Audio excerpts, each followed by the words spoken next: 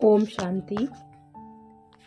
श्री कृष्ण के जीवन से हमें अनेक शिक्षाएं मिलती हैं।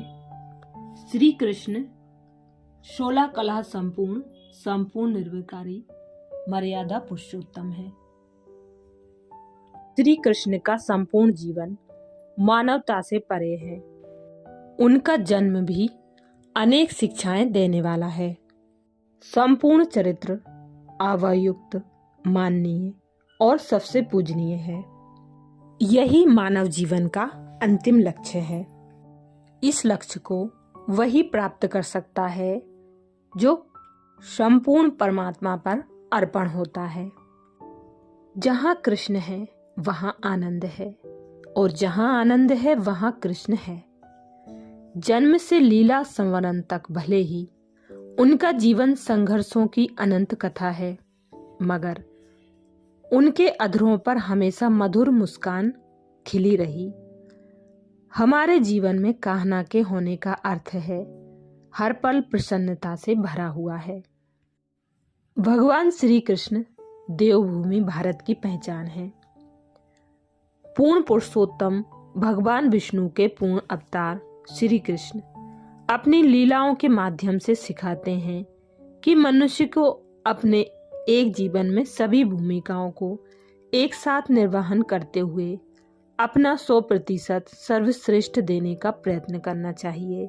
आइए श्री कृष्ण जन्माष्टमी के उपलक्ष्य में ऐसे ही महामानव भगवान श्री कृष्ण का कीर्तिगान करते हुए उनके जन्म और बचपन से जुड़े कुछ रहस्यों और प्रतीकों का पुनरावलोकन करें और उनके जीवन से मिलने वाली शिक्षाओं को अपने जीवन में जरूर धारण करें। जहाँ पवित्रता है और प्रसन्नता है वहीं परमात्मा है।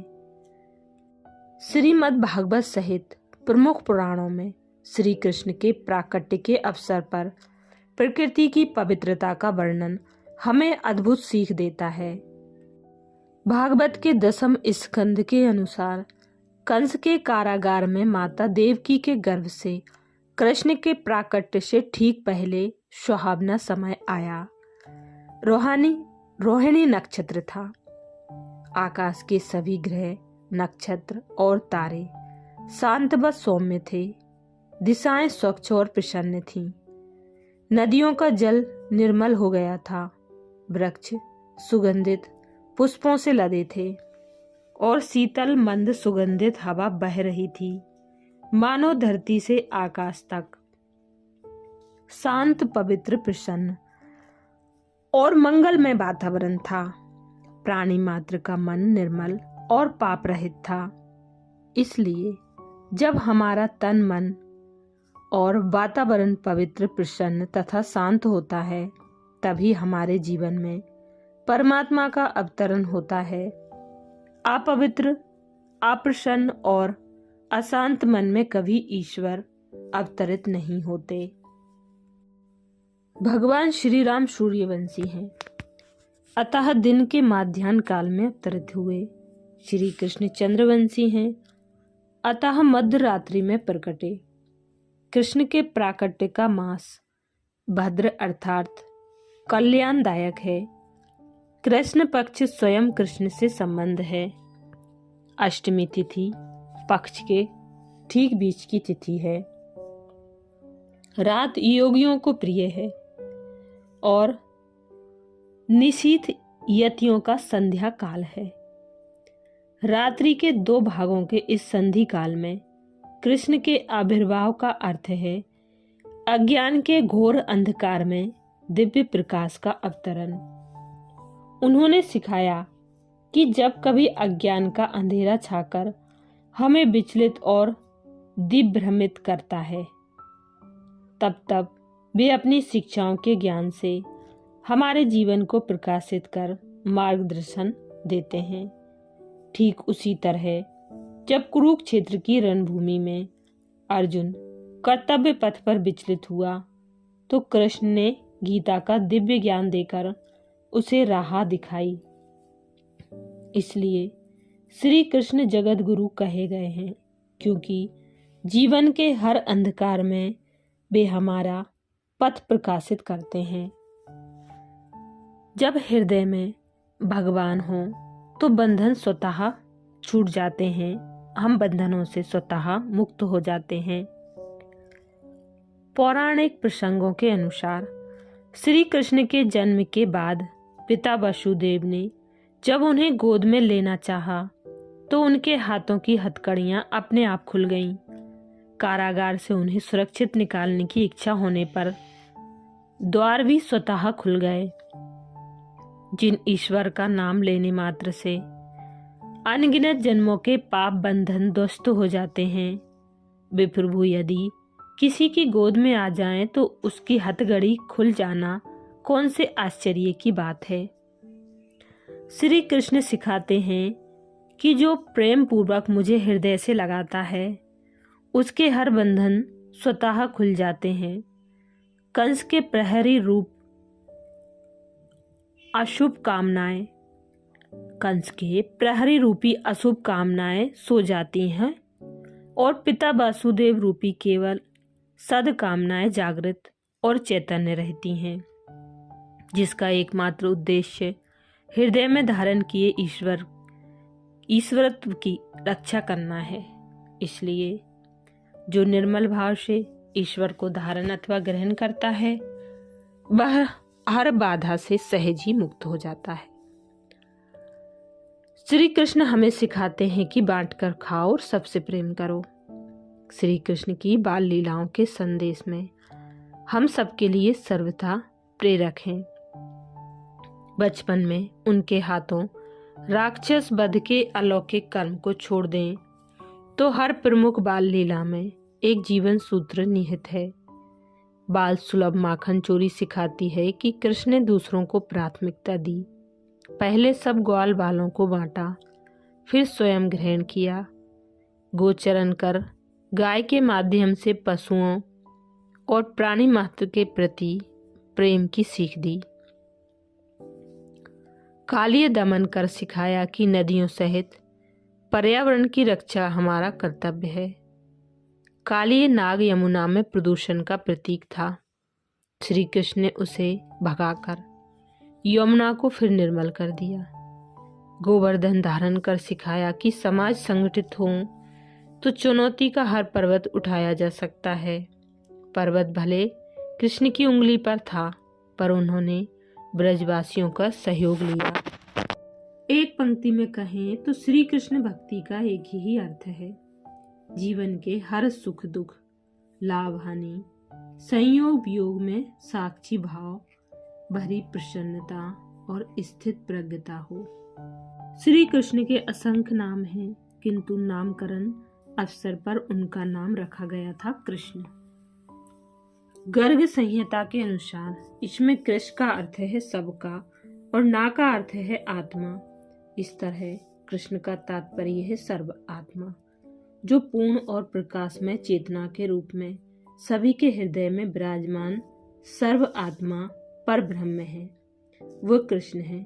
इसी संहिता के अश्वमेध खंड में श्री कृष्ण के श्याम वर्ण का रहस्य उजागर किया गया है। इसके अनुसार श्रृंगार रस का रूप श्याम है और उसके देवता श्री कृष्ण हैं।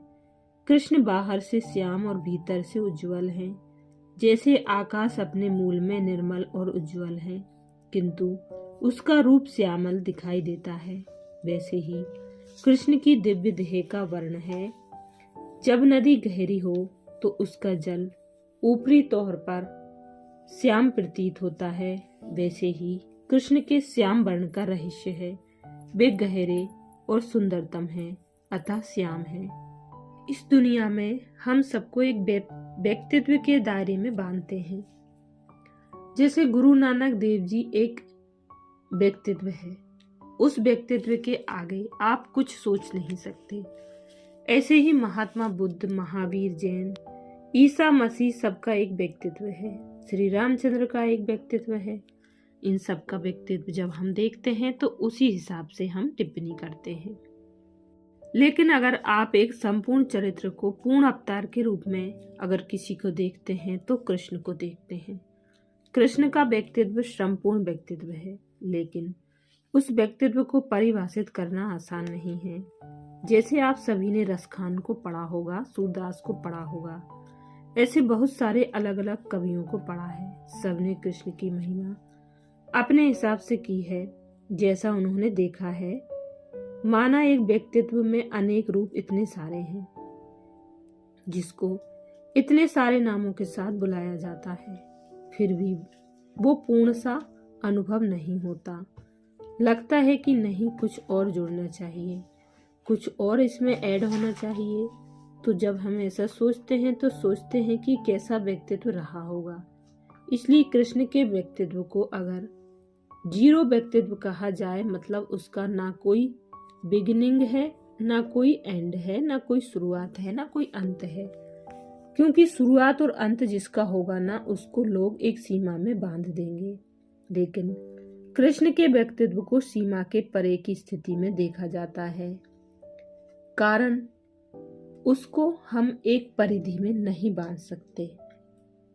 इसलिए परमात्मा को संपूर्ण जो समर्पित होता है, जैसे हमारे परमात्मा के सबसे नंबर 1 जो बच्चे कहे जाते हैं, जिनको प्रजापिता ब्रह्मा कहते हैं, उन्होंने अपने आप को संपूर्ण रूप से 1% भी यहाँ के व्यक्तित्व के हिसाब से नहीं रखा। संपूर्ण व्यक्तित्व परमात्मा का अपने अंदर समाया, माना पूरी तरह से समर्पित किया। और जब हम अपने आप को पूरी तरह से परमात्मा में खो देते हैं, तब जाके हमारा जीरो व्यक्तित्व बनता है। उस जीरो व्यक्तित्व को ही लोग आज एक्सप्लेन नहीं कर पा रहे, परिभाषित नहीं कर पा रहे। क्यों? क्योंकि उसने पूरी तरह से खुद को समर्पित किया। जिन्होंने थोड़ा थोड़ा भी अंश रखा, उनको लोगों ने एक सीमा में बांध दिया। जैसे श्री रामचंद्र जी को कोई भी देखता है तो उनको ये कहेगा कि ये जीवन है, मर्यादित है, बहुत सारे टाइटल मिलेंगे, लेकिन एक जगह जाकर रुक जाएगा कि अरे इन्होंने डांस नहीं किया, कभी नृत्य नहीं किया। सो हम उनको नृत्य के रूप में देख ही नहीं सकते, उस व्यक्तित्व को उस तरह से परिभाषित ही नहीं कर सकते। इसीलिए मानव से परे की स्थिति श्री कृष्ण की है, जिसमें सब है, और उसको समझने के लिए हमें उस लेवल तक जाना होगा। देखो, हमको बहुत छोटी छोटी बातों का कितना अहंकार आ जाता है। अहंकार का मतलब ये नहीं कि आप किसी बात को मान नहीं रहे हैं या कोई बहुत बड़ा अभिमान है, नहीं। अहंकार का मतलब वो बात करने के लिए हम तैयार नहीं हैं। जैसे कोई कह दे आपको गाना नहीं आता, आपको डांस करना नहीं आता, तो कहा जाए तो आप कहेंगे कि नहीं, ये सब तो मुझे नहीं ठीक नहीं लगता। लेकिन कृष्ण को सब ठीक लगता था और कुछ भी ठीक नहीं लगता था। ऐसा दिखाया जाता है धारावाहिकों में सब जगह। तो उस समय संपूर्ण व्यक्तित्व को संपूर्ण तरीके से समझने के लिए हमको संपूर्णता की स्थिति को लाना होगा। इसलिए कृष्ण मानवता से परे की स्थिति का नाम है। इसलिए उसको समझना और उसको जानने के लिए हमको पूरी तरह से अपने आप को हर तरह से समर्पित करना होगा, तब हम उस व्यक्तित्व को समझ पाएंगे। जय श्री कृष्णा।